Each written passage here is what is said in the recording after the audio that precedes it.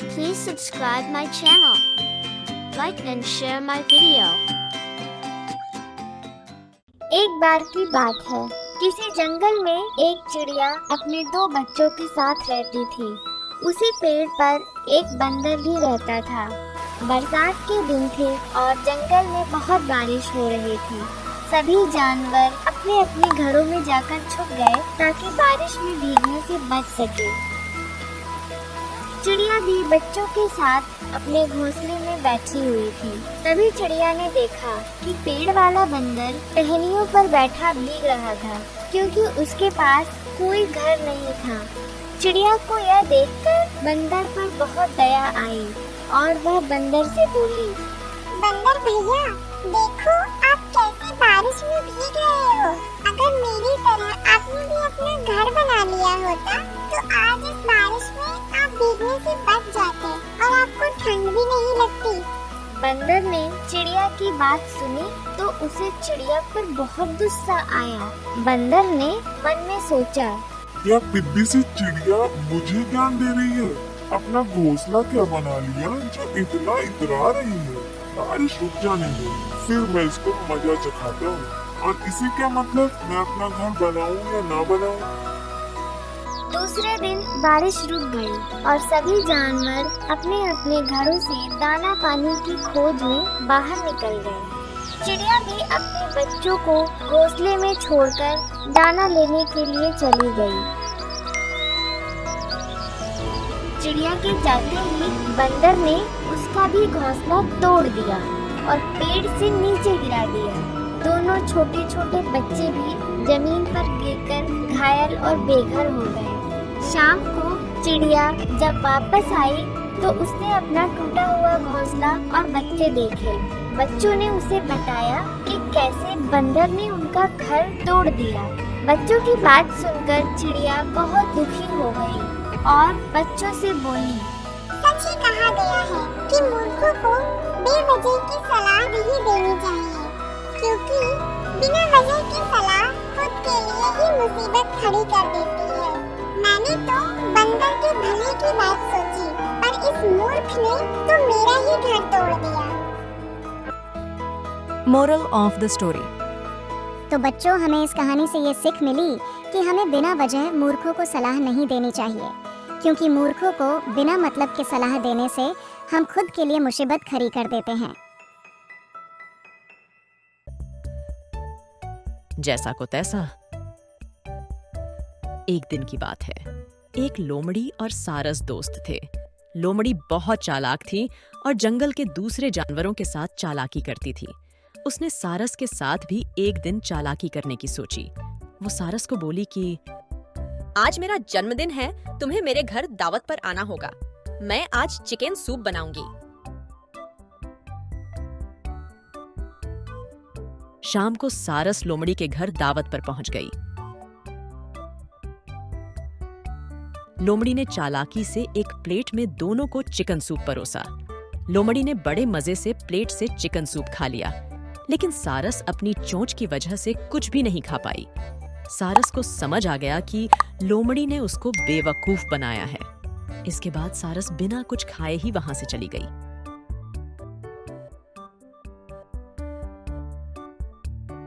कुछ दिनों के बाद सारस लोमड़ी के पास आई और बोली, आज मेरा जन्मदिन है, मैंने तुम्हारे लिए सूप बनाया है, तुम मेरे घर आना। यह सुनकर लोमड़ी बहुत खुश हुई, क्योंकि वह बहुत भूखी थी। उसने सोचा, यह कितनी बेवकूफ है, मैंने इसके साथ ऐसा किया, लेकिन फिर भी यह मुझको खाने पर बुला रही है।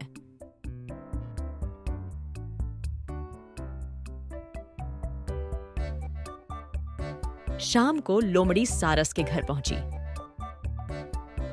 सारस ने 2 सुराही में सूप परोसा। सारस अपनी लंबी चोंच की वजह से आसानी से सारा खाना खा गई, लेकिन लोमड़ी का मुंह पतली सुराही में जा ही नहीं रहा था। अब लोमड़ी को समझ आ गया कि उसने जिस तरह सारस को चालाकी दिखाई, सारस ने भी अपनी चतुराई से लोमड़ी को सबक सिखा दिया। इसके बाद लोमड़ी को बिना कुछ खाए ही लौटना पड़ा। कहानी से सीख। इस कहानी से हमें यह सीख मिलती है कि हमें किसी को बेवकूफ नहीं समझना चाहिए और और किसी के साथ ज्यादा चालाकी नहीं करना चाहिए, क्योंकि दूसरे के साथ ज्यादा चालाकी करने पर हमें भी उसका नुकसान उठाना पड़ सकता है। फूटा घड़ा और किसान। बच्चों, आज हम लोग फूटे गधे और किसान की कहानी सुनेंगे। यह कहानी से आज हम लोग बहुत कुछ सीखेंगे। तो चलिए हम लोग कहानी सुनते हैं और कहानी से सीखकर अपने जीवन में उस सीख को अमल करते हैं। खुशीपुर गांव में मोहन नाम का एक किसान रहता था। मोहन एक सुलझा हुआ और बहुत ही मेहनती किसान था। वह अपने छोटे से खेत में दिल लगाकर काम करता और जो भी फसल उसमें निकलती उसी को बेचकर अपना जीवन यापन कर रहा था। एक दिन जब मोहन अपने खेत में काम कर रहा था तो एक घड़े बेचने वाला उस रास्ते से निकला। घड़े ले लो घड़े,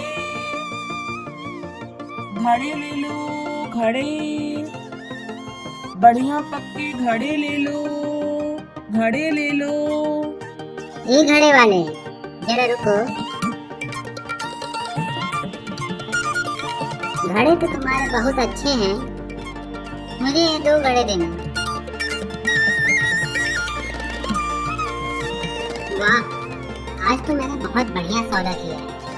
इतने बड़े घड़ों में से तो एक बार में मैं बहुत सा पानी इकट्ठा कर लूंगा और मुझे बार बार नदी पर जाने की भी जरूरत नहीं पड़ेगी। ऐसा करके मेरे समय की भी कितनी बचत हो जाएगी। ऐसा सोचते हुए मोहन अपने घर की तरफ चल दिया।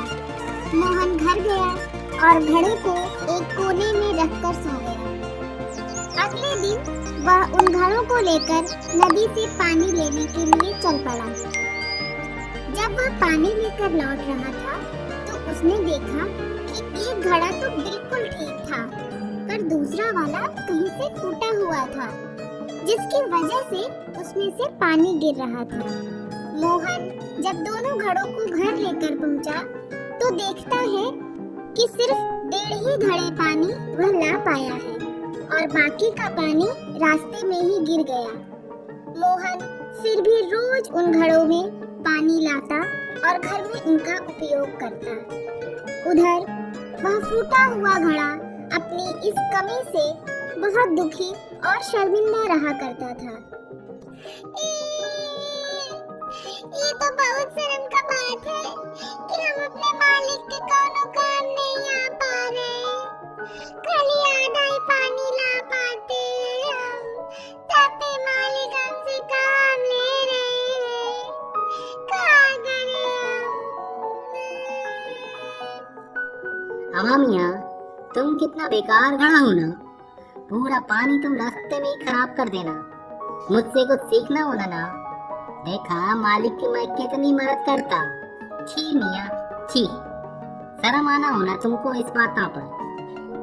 दोनों घड़े जब इस प्रकार की बातें कर रहे थे तब मोहन ने उनकी बातों को सुन लिया और फूटे घड़े से कहा, तुम मेरे काम के हो या नहीं हो यह मैं तुम्हें कल बताऊंगा, इसलिए जब मैं कल नदी पर पानी लेने जाऊंगा तो तुम आते समय रास्ते में लगे फूलों को देखते हुए जरूर आना।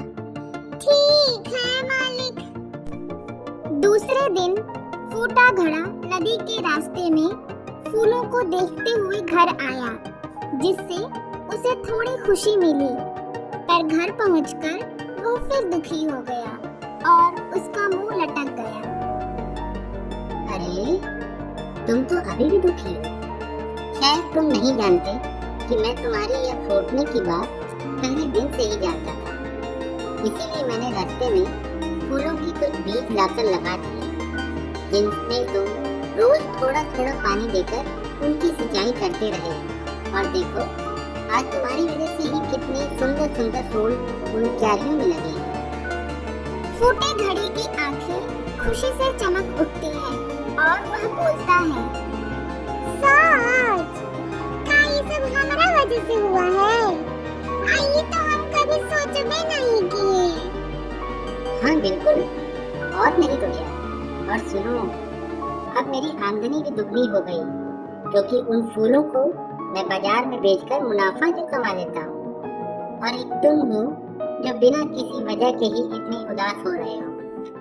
आज तुम्हारी वजह से वह सुनसान रास्ता भी सुंदर हो गया और मेरी कमाई भी बढ़ गई। मतलब आम के आम गुठलियों के दाम। तो क्या समझे बुद्धू?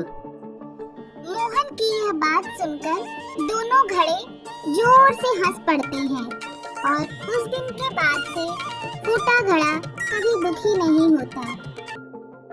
कहानी से सीख। हमें इस कहानी से यह शिक्षा मिलती है कि मोहन का घड़ा भले ही फूटा था, पर वह संतोषी स्वभाव का था।